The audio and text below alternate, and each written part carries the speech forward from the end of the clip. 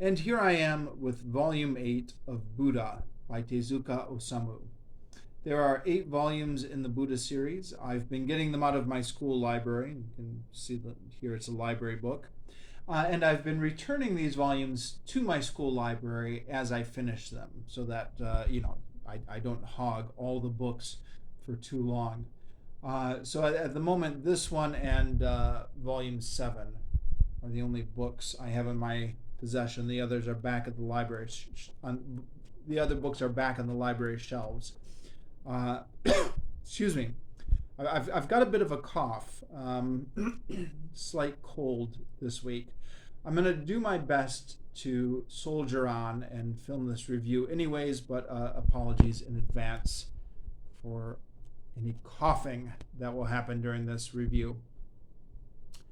Anyways, I've been reading this series over the course of a couple months now. I've been busy with work and kids and stuff like that. So I've been reviewing them as I go. This will be the last volume in this series, but I think I'll do one more video to give like a overview of the whole series as well as I can remember it over the past couple months. But that's not going to be this video. This video, I'm just going to focus myself on the events that happened in Volume 8. But of course, Volume 8 is wrapping up the series, so I guess I do have to talk about some of the threads from the previous series. Sorry, the previous books in this series. If you've been watching me on this series, you know that I've been interested as I go along with this series with how much of this is historical. And when I say historical, I mean from the original myth, so quasi-historical. And how much of this is just pure Tezuka Osamu's invention. And I've been using Wikipedia as my go-to source for researching, because what else am I going to do? I'm not a scholar. Though it has occurred to me, actually, as I'm reading through this, that Wikipedia can sometimes be a little bit confusing to kind of wade through their entries for some of these characters. It's occurred to me that I might have been happy picking up like a book like Buddha by Karen Armstrong or something like that. I don't know if anyone has any good books to recommend to me, let me know. But yeah, the book opens with Devadatta plotting to get control over Buddha's sect, where Buddha is out. And Devadatta enlists the help of the prince Ajatasattu, who he has been manipulating in Volume 7 and other volumes. And gets Ajatasattu to give him the title to the leadership of the sect. Now, I'm not exactly sure how this works. This didn't seem to make a lot of sense to me, because the King Ajatasattu it's not a royal sect, so King Ajatasattu has no authority over it. I mean, I guess he is king, but the monks don't really recognize him. So what good this letter is supposed to do, I don't know. But Devadatta is able to get the monks, to a large section of the monks, to defect with him. And then Buddha's 2 disciples, whose names I forget here.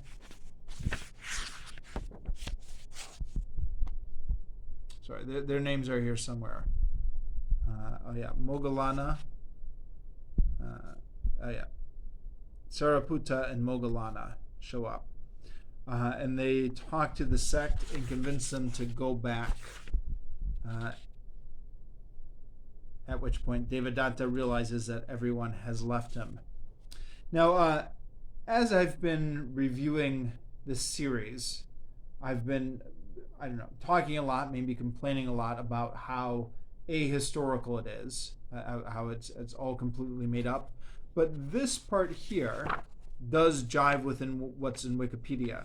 Devadatta did try to lead a break-off sect group from Buddha, and Buddha's disciples,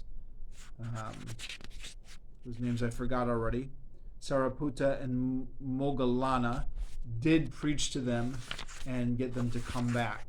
And also, Devadatta's manipulation of Prince Ajatasattu also lines up with Wikipedia. I mean, not the soap opera type details that are in this comic. Although, who knows? Maybe that might be part of the myth, but it wasn't in the Wikipedia entry.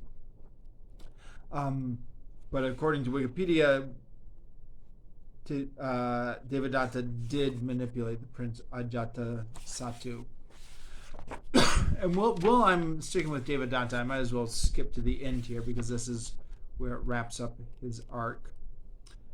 He attempts to kill Buddha a couple different times. At least one time is by dropping a large boulder on him. And this, again, is part of the original myth. Now, in the comic book, Devadatta dies because he accidentally scratches himself with a poison nail that he had intended for Buddha. According to Wikipedia, what happened in the original myth is that after attempting to kill Buddha a couple times, he was rushing towards Buddha, and then the earth swallowed him up. He was so evil that the earth just swallowed him up. But that would not have fit the tone of the story Tezuka Osamu is telling here. Those kind of, I mean, there is a lot of supernatural stuff in this comic, but the idea of spirits being everywhere or the earth swallowing people up, it is not, doesn't seem to be part of the religious view of this. So that's Devadatta, largely historical. Sorry. The stuff that was in this comic lines up somewhat well with the stuff that was in the original myth, as far as I can tell. Now there's also a lot of stuff in here that appears to be purely Tezuka Osamu's invention. So Naradatta, wrapping up a character who goes all the way back to Volume 1. Here we have, the locals call him Naradatta, but I think his real name is Fartalatta. Now, I this is probably only of interest to me, but I recognize this as a pun in Japanese. So I lived in Japan for several years, and Nara means to fart in Japanese.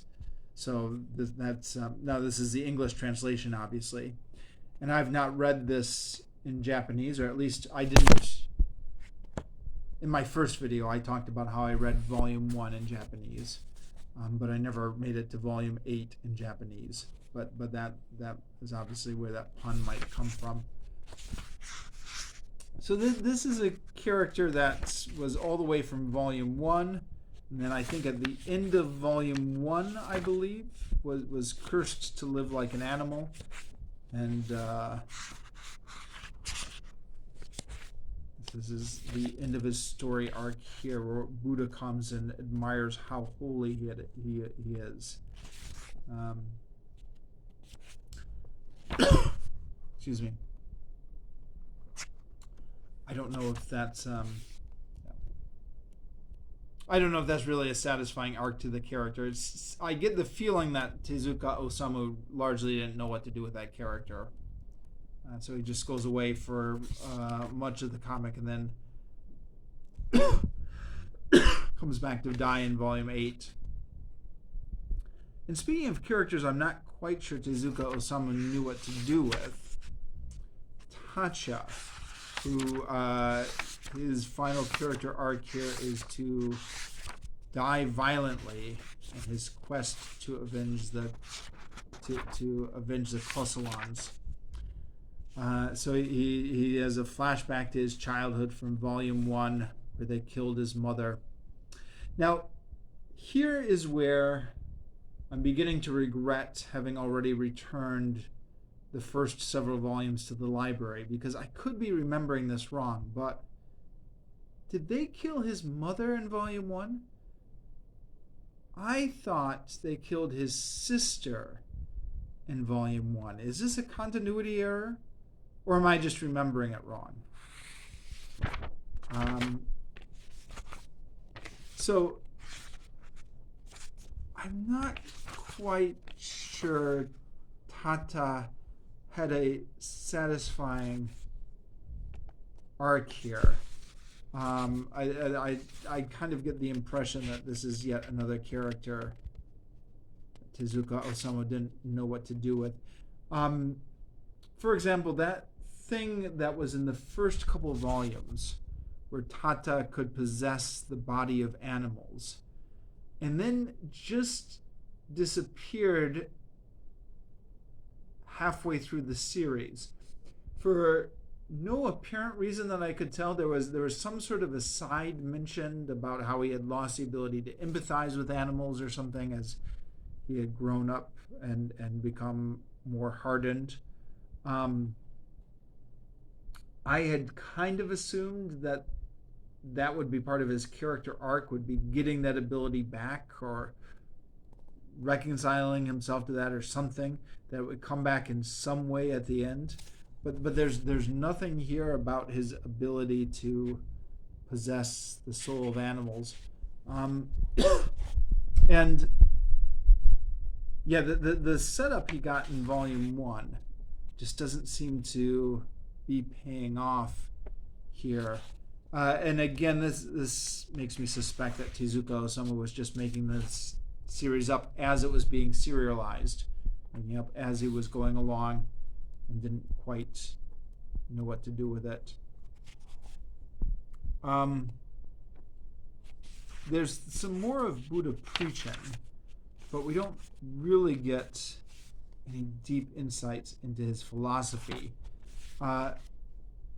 He does have a couple eureka moments. Where are they?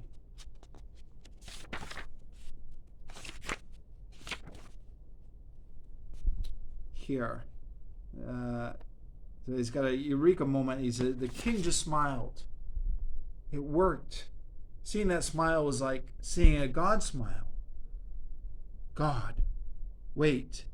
This is God. Oh, I get it. Yes, I finally get it. So this is a little bit late in the series for him to finally be getting it. I mean, after 8 books, we're almost out of time here. But I had assumed in the earlier versions that he had already kind of gotten it. And that's why we were listening to him preach. But it's in the heart of man that God exists. It was a great revelation. Buddha was so overjoyed that he gave a shout and started running. Hear me, O Brahmin. I found your holy presence in King Ajatasattu's smile. Every human being is holy, not just ascetics, not just saints. Everyone has a bit of godliness in them, right, Brahmin? So everyone can become a god. Isn't that so? It is. It is. Now, here again, I'm going to echo a complaint that I've been making all the way through, which is I don't really understand the philosophy that's being expounded in this book. What does that really mean, that God is inside us? I mean, I've heard that platitude before, of course, in the Christian church. But I feel like I'm going to need a lot more explanation before I fully understand what the ramifications of these simple sentences are. Which you don't get in this book. But then, what am I doing complaining about this? Because what did I think I was going to get from a comic book? I guess if you want a serious explanation of Buddha's teaching, you've got to go read a real book. This is a comic book, so you get what you get. You get what you expect. There's something going on here. I don't feel like it's explained very well, but it's a comic book. And then we get to the end of the journey. Excuse me. So again, there are some stuff here that line up with the Wikipedia bio of Buddha.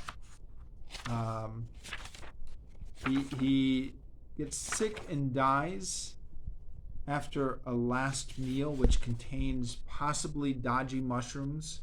It's a little bit ambiguous. This poor family has nothing to feed him. So, we ain't got no money. How are we supposed to feed him? I guess we could give them the mushrooms that grow on the ceiling. Now, according to Wikipedia, Buddha himself told his disciples that he was not dying because of food poisoning, and it was not the fault of the last meal. And that seems to be what he is echoing here. Or at least I guess his disciples are coming to the conclusion that it might not have been the mushrooms. And according to Wikipedia, there is a lot of debate on what the last meal was, but one of the theories is that it was mushrooms. So again, it's kind of some parts here which are not too far off of the myth. A monk named Subhada comes to visit him, and Buddha gives him a sermon. Again, according to Wikipedia, this is part of the original myth.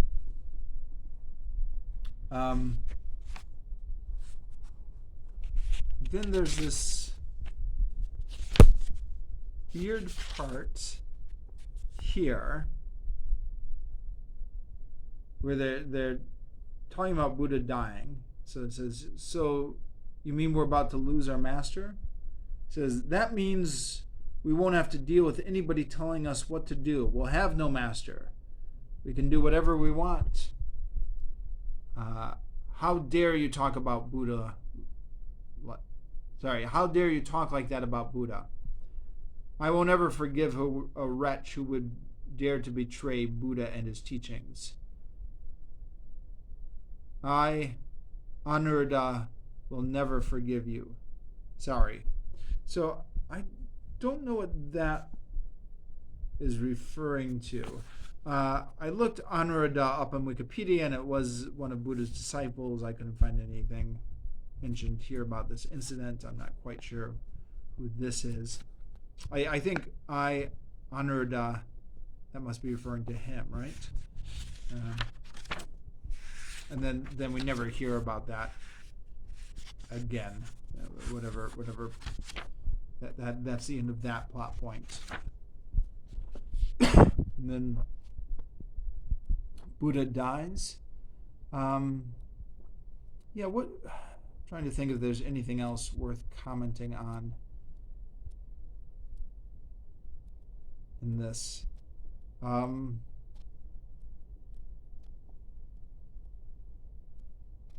There is, I hesitate to bring this up for maybe obvious reasons, but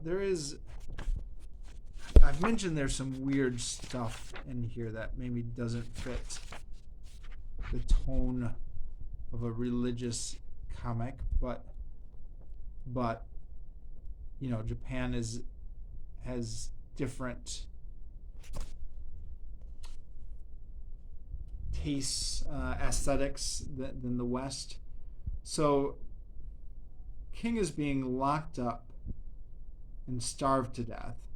So his wife covers herself with honey, and then the starving king licks it up, which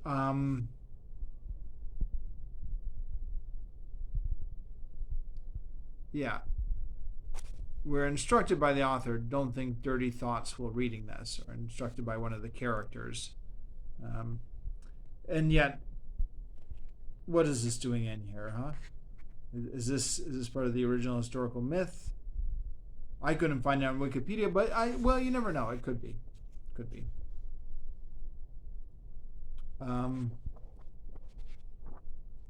Yeah, I think maybe that's all I want to say for this one. I'll come back with another video later talking about my thoughts on the whole series. Possibly that will be tomorrow.